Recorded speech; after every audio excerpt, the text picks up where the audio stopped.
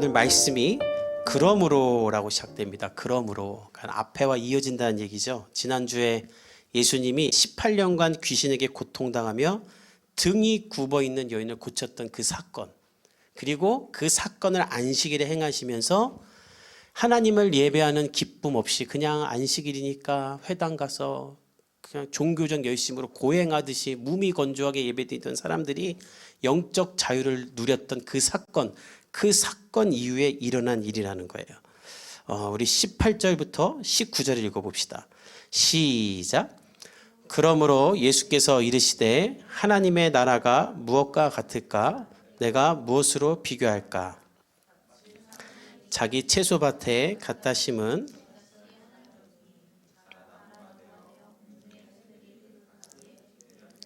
한번 상상해 보세요. 예배를 드리는데 저기 구석에 귀신 들려 18년 동안 고생했던 여인이 나왔어요. 사람들은 그걸 보고 야, 하나님이 살아계신 하나님이구나. 그냥 우리 맨날 여기 와서 주문 외우듯이 기도하고 그냥 맨날 성경책 달달달달 각자 읽고 갔는데 하나님이 살아계신 하나님이구나. 그래서 사람들은 감탄과 찬송이 있었겠죠. 흥분했을 거예요. 야, 우리의 회당 안에 하나님의 역사가 일어나는구나. 그러니까 사람들이 그렇게 흥분하고 기뻐하고 감사하는 것을 보고 예수님도 흐뭇했던 것 같아요. 야, 너희들이 지금 경험하는 이게 하나님 나라의 임재야. 이게 하나님 나라야 라고 말하면서 하나님 나라가 무엇인지를 설명해 주는 거예요. 이 사건과 이어서. 어떻게 설명해 주시는가? 하나님 나라는 마치 한 사람이 자기 채소밭에 갖다 심은 겨자씨 같다. 겨자씨는요, 쌀 한 톨보다도 작아요. 아주 작아요. 근데 그 작은 씨앗을 좋은 땅에 뿌리면 이게 자라서 새들이 와서 앉아 쉴 수 있는 안식처가 된다고 합니다. 예수님은 하나님 나라가 이와 같다. 너희들 안에 오늘 보면 자기 채소밭이라고 하죠. 내 마음밭을 말하는 거예요. 내 마음밭에 내 심령에 아주 작지만 겨자씨만한 믿음, 그거를 하나 심으면 우리 예수님이 좋은 밭 비유 말씀하실 때처럼 그 작은 씨앗을 내 안에 심으면 그래서 싹을 틔우고 자라나게 되면 누구라도 와서 안식과 평안을 얻을 수 있는 하나님의 나라가 너희 안에 임한다라는 거예요. 우리는 하나님의 나라가 어디 다른 데 있는 줄 알아요. 죽은 데 있는 줄 알아요. 그게 아니라 하나님의 나라가 너희 가운데 임한다. 너 안에 임한다. 저는 이 시대 가운데 또 우리 가운데 이 하나님의 나라가 필요하다고 생각해요. 어제 뉴스를 보니 이번 설에 70만 명이 해외로 나갔다고 하더군요. 아마 더 나갔을 거예요. 일상에 지친 사람들이 여행을 가는 거 좋죠. 또 맛있는 거 먹으러 가고 사람도 만나고 좋은 거예요. 근데 문제는 그거 갔다 오면 도루묵이라는 거예요. 왜 사람들이 여행을 계속 가는 줄 아세요? 갈 때만 좋아. 갔다 오면 도루묵이야. 그러니까 어떻게 생각하냐면 또 가야 돼. 또 가야 돼. 또 가야 좋을 수 있어. 사람도 또 만나야 돼. 먹고 마시고 아침에 일어나서 어제 너무 많이 마셨다고 후회해. 그러나 또 만나야 좋아. 그 반복의 사이클. 왜 그렇게 평생을 사는가? 내 안에 하나님 나라가 없는 거예요. 그거 안 해도 내 안에 평안이 있고 기쁨이 있을 수 있는 하나님 나라가 내 안에 없는 거예요.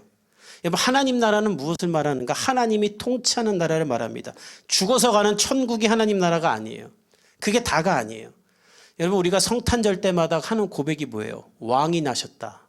고요한 밤 거룩한 밤, 그 찬송 끝에 뭐예요? 왕이 나셨도다.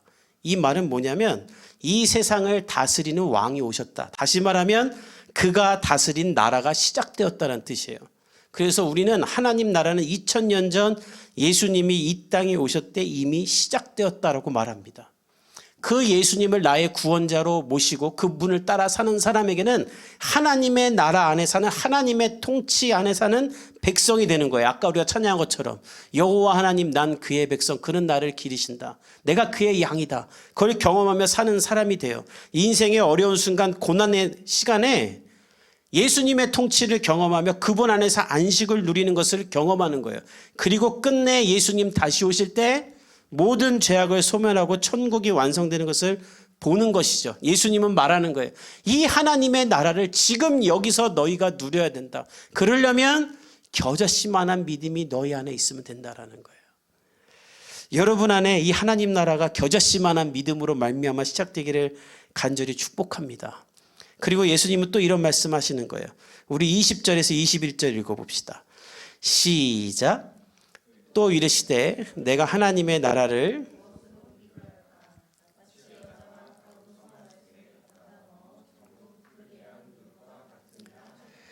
하나님 나라는 마치 밀가루를 부풀게 하는 누룩과 같다. 이렇게 빵을 만들 때 밀가루를 이렇게 부풀게 하려면 누룩을 좀 넣어야 되죠. 근데 오늘 본문에 서말은 22리터를 말하는데 22리터나 되는 밀가루를 부풀게 하기 위해서는 아주 소량의 누룩만 있어도 된다는 거예요.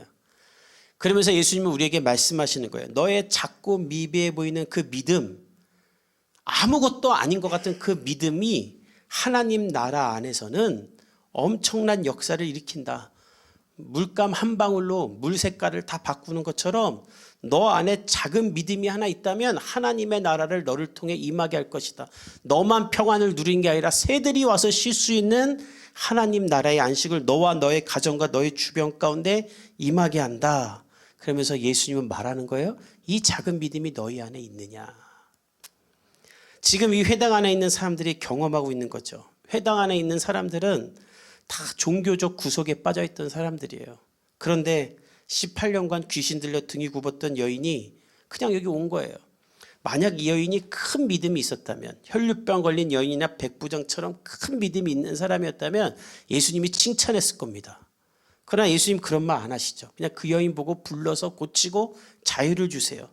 이 말은 무엇을 말하냐면 그저 회당 안에 들어가기만 해도 이 안에는 하나님이 있을 거라는 그 막연한 믿음, 그 작은 믿음 하나를 보시고 예수님은 그를 고치고 살리시고 그 여인으로 말미암아 회당 안에 있는 모든 사람들이 하나님 나라를 보게 한다는 것이죠. 여러분들도 마찬가지라는 거예요. 하나님이 우리에게 원하는 것도 마찬가지라는 거예요. 너희 안에 하나님을 향한 믿음이 있어. 너로 말미암아 너 주변에 있는 모든 사람들이 이렇게 하나님을 경험하기 원한다. 이 시대가 혼란의 연속인 이유는 세상이 급변하기 때문이 아니라 우리나라 가운데 하나님 나라가 없기 때문이에요. 우리 삶 가운데 이 하나님 나라를 향한 작은 믿음이 없기 때문이에요. 저는 여러분들 가운데 이 믿음이 시작되길 원해요. 큰 거 하는 거 아니에요. 금식하고 성경 통독하고 하루 2시간씩 기도하고 막 11조를 막 10에 3조를 내고 이래야지 하나님의 역사가 여러분의 삶에 나타나는 게 아니라 아주 작은 거, 아침에 일어나서 5분이라도 기도하고 시작하는 거예요. 회사 가서 업무를 할 때 10분이라도 큐티를 하는 거예요. 아침에 사업장을 열며 돈 많이 벌었으면 좋겠다가 아니라 하나님 이 사업장이 하나님 나라를 위한 사업장이 되길 원합니다라고 기도하는 거예요. 아이를 유치원에 보낼 때 학교를 보낼 때 그 등 뒤에서 30초라도 기도해 주는 거예요. 저 아이를 하나님 손에 맡깁니다. 매일 똑같이 하는 이 기도가 의미 없게 느껴진다면 그건 사단이 속이는 거예요. 오히려 매일 똑같이 그 기도를 하고 있다면 그것이 믿음이지 않겠습니까? 하나님은 예수님은 우리에게 말씀하신 거예요. 그 작은 믿음 하나가 있을 때 너의 삶에는 하나님의 나라가 임하여 하나님이 통치하니 너희들이 이를 위해 애쓰고 목숨을 걸라라는 거예요. 왜 이 세상 사람들이 정치에 그렇게 목숨을 겁니까? 왜 명절 때 모이면 해서는 안 될 이야기가 1번이 정치기고 2번이 결혼 이야기입니까?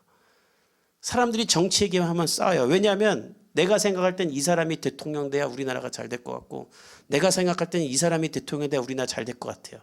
근데 이게 너무나 중요한 문제잖아요. 누가 대통령 되고 누가 정권을 잡느냐에 따라 나라가 망할 수도 있고 부할 수도 있는 게 현실이니까. 그러니까 싸울 수밖에 없어요.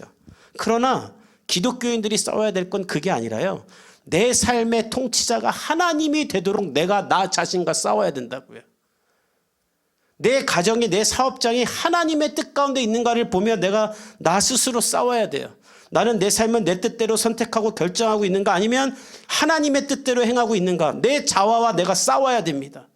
내 욕구와 교만을 하나님 앞에 잠재우고 세상이 나를 비난하고 우습게 여길지라도 하나님만을 나의 왕으로 여기며 말씀에 따라 사는 믿음의 싸움이 있어야 되고 세상의 즐거움과 쾌락을 뒤로하고 하나님께 먼저 나의 시간과 물질과 정성을 들이는 이 선한 싸움, 이 선한 싸움을 하며 하나님을 나의 왕으로 모시며 살 때 내 삶엔 하나님이 다스리는 나라가 임한다라는 거예요. 여러분의 삶의 이 일이 시작되기를 간절히 축복합니다. 그리고 우리나라의 이 일이 시작돼야 돼요.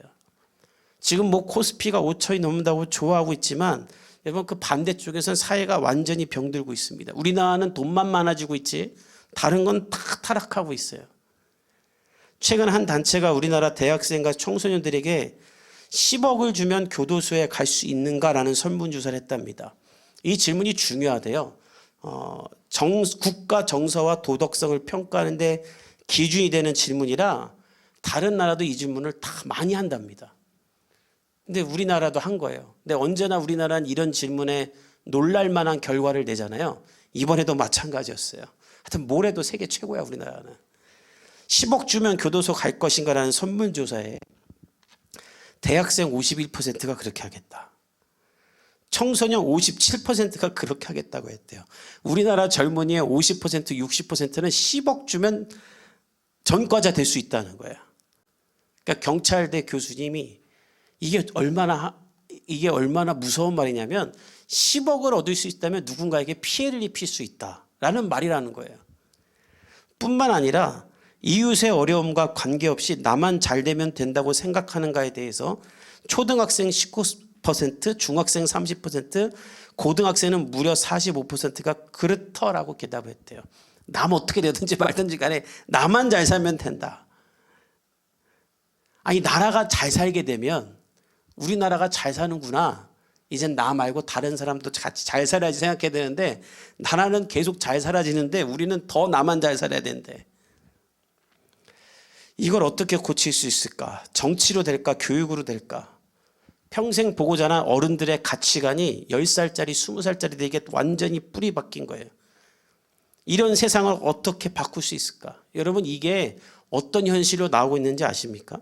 다 지밖에 모르는 거잖아요. 지금 우리나라에 매일 데이트 폭력이 40건씩 일어난답니다. 자매들이 형제한테 그만 만나 하면 때리고 죽이고 팬다는 거예요. 매일 40건. 이게 말이 될까요?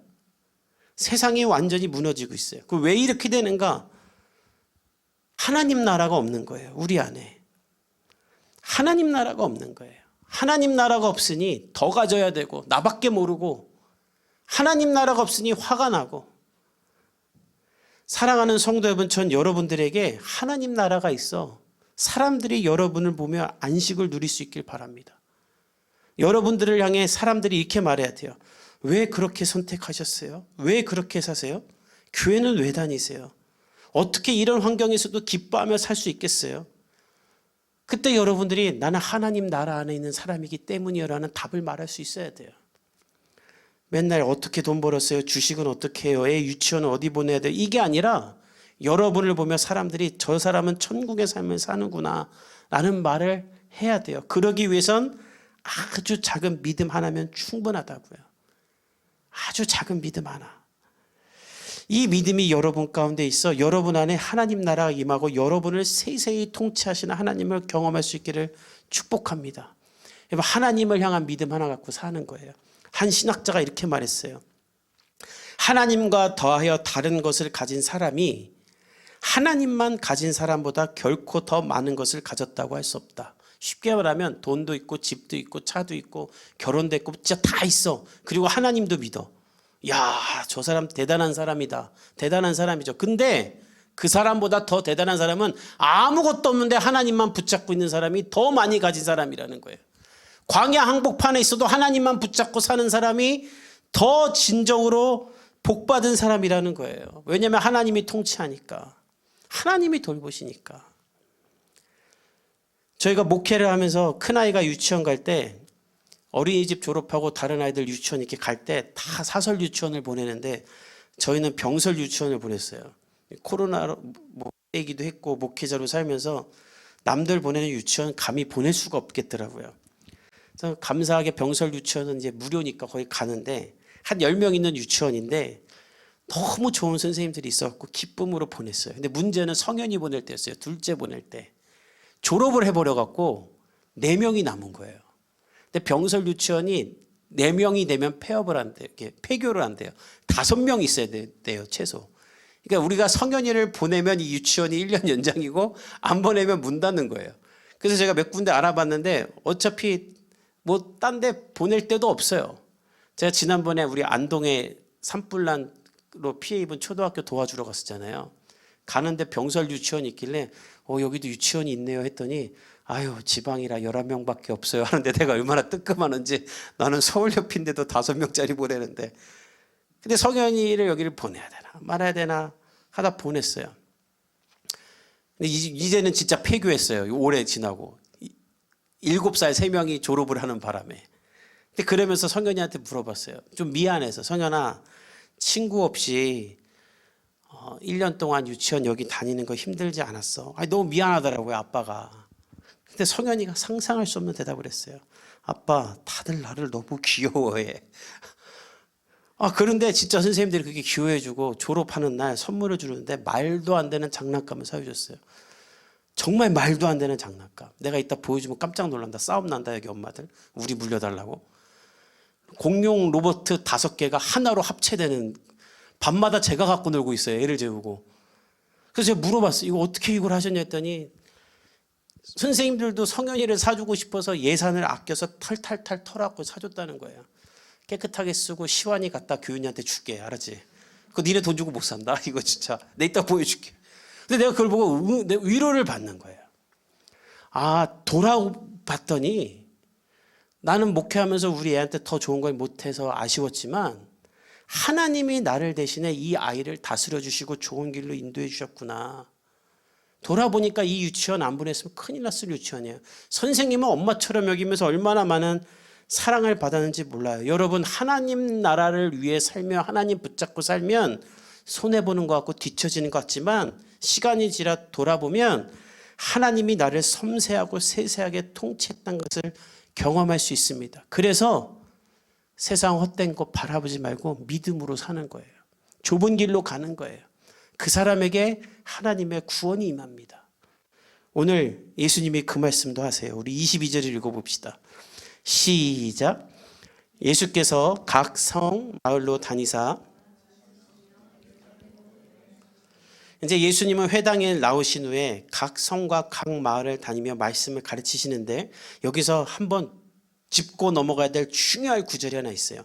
22절 맨 끝에 예루살렘으로 여행하시더니, 사실 이 구절은 없어도 되거든요. 오늘 문맥을 쫙 보면.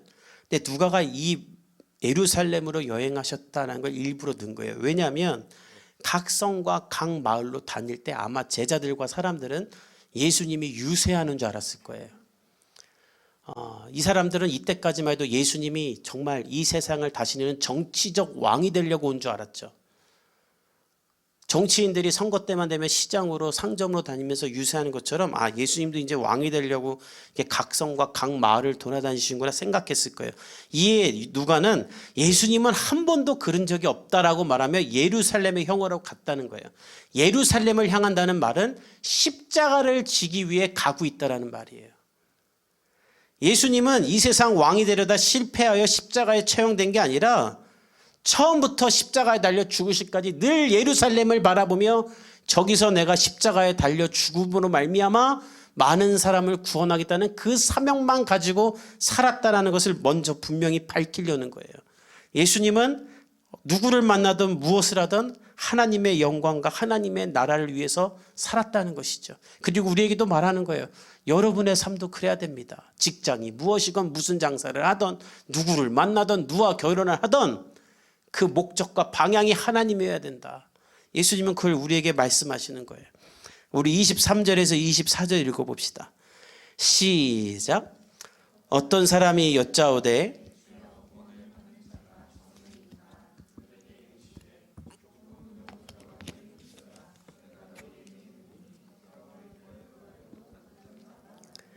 한 사람이 예루살렘을 향하여 가시는 예수님께, 온 인류를 구원하러 가시는 예수님께 묻는 거예요. 구원받을 자가 적으리까? 유대인들이 보는 그 고대 유대 문서와 외경에 보면 구원받을 사람이 적을 것이다 라는 글이 있었대요. 그래서 이걸 가지고 토론을 많이 했었나 봐요. 예수님께도 묻는 거예요. 구원받을 자가 적습니까? 구원받기가 어렵습니까? 그러자 예수님 이렇게 말하는 거예요. 좁은 문으로 들어가기를 힘쓰라. 큰 문이 있고 작은 문이 있으면 다 큰 문으로 나가죠. 그래야 빨리 갈 수 있고 큰 문 옆에 엘리베이터도 있어요. 계단도 가깝고. 좁은 문으로 가면 다 돌아가야 되는 거예요. 비상구는. 근데 예수님은 남들 안 가는 좁은 길로 가라. 객기부리라는 게 아니라 난 남이 하는 거 안 해 하면서 그렇게 살려는 게 아니라 구원을 얻기 원한다면 이 세상 사람들 대다수가 추구하는 삶이 아니라 겨자씨만한 누룩만한 그 작은 믿음을 가지고 사는 소수의 크리스찬이 되라. 그걸 위해 힘쓰라. 본문의 힘쓰라가 경쟁하다 싸우다는 말로 아까 말했던 거예요. 믿음을 지키기 위해 힘쓰라. 신앙생활 대충대충 하면서 즐길 거 다 즐기다 죽기 전에 회개하고 천국 가겠다? No. 누가 구원해 준다고. 어디서 그런 발상을 했을까 생각해 보면 예수님이 십자가에 달려 죽을 때 옆에 있던 강도가 이제라도 저를 구원해 달라고 하니까 예수님이 구원해 주잖아요. 아마 그거 보고 그런 발상들 하는 것 같아. 죽기 전에만 회개하면 되지. 그러니까 술이랑 똑같은 거야.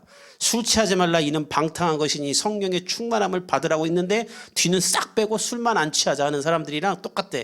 죽기 전에 회개하겠다. 근데 예수님은 말하는 거예요. 너 그때 그 회개 내가 안 받는다. 들어가기를 구하여도 못하는 자가 많으리다. 이 말은 불가능하다. 죽기 전에 네가 회개하면 하나님이 아이고 고맙다. 그래 이제라도 천국 가라고 널 데려가 주겠냐? 꿈도 꾸지 마라. 문 닫아버린다는 거예요.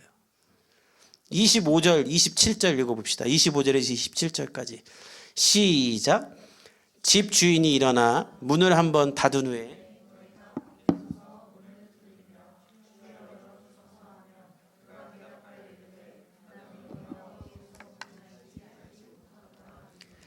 그때 너희가 말하되 우리는 주 앞에서 먹고 마셨으며 주는 또한 우리를 길거리에서 가르치셨나이다 하나 그가 너희에게 말하여 이르되 나는 너희가 어디에서 왔는지 알지 못하노라.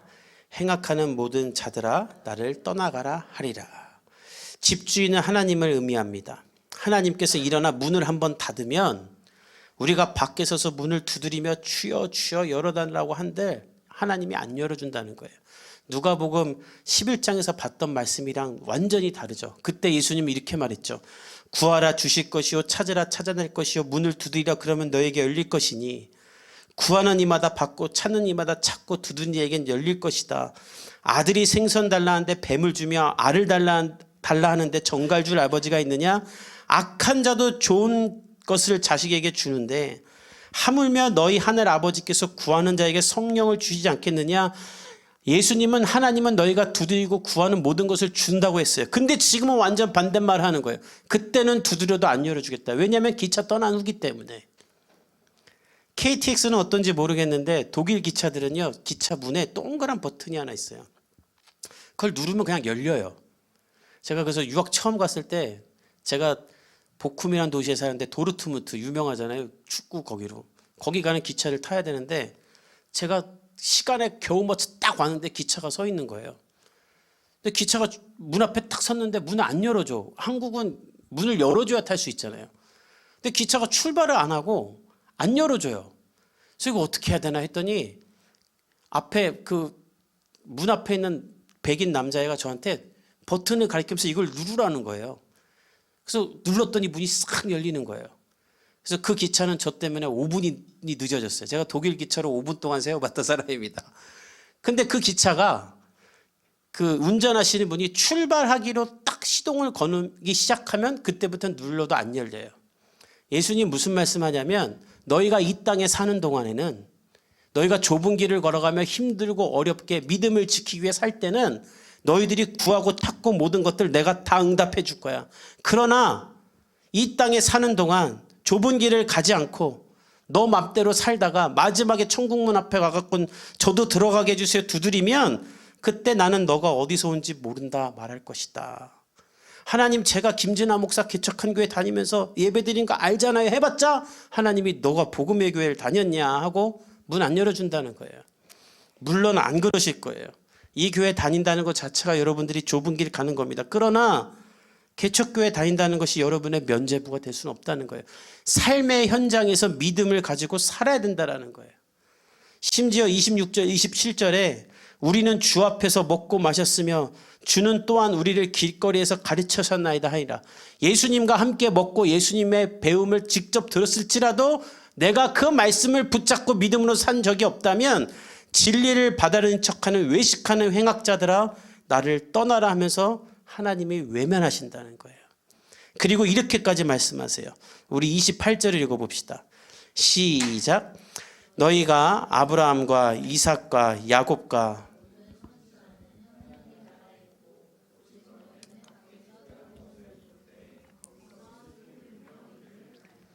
모든 유대인들은 자신이 아브라함과 이삭과 야곱의 후손이라고 생각하죠. 우리가 다 이순신의 후이다라고 생각하는 것처럼 그렇게 생각을 하는데 놀랄만 하시는 거예요. 야, 아브라함과 이삭과 야곱의 후예라고 생각하는 너희들, 그들의 후예이기 때문에 너희는 자연히 천국 갈 것 같냐? 웃기지 말아라. 너희 그들과 분리될 거야. 뿐만 아니라 너희가 사랑하고 따르던 선지자들과도 분리될 거야. 그리고 너희는 쫓겨나 밖에서 슬피 울며 이를 갈게 될 거야. 그러나 아브라함과 이삭과 야곱과 전혀 상관없던 이방인들은 구원을 얻게 될 것이다. 29절에서 30절 읽어봅시다. 시작.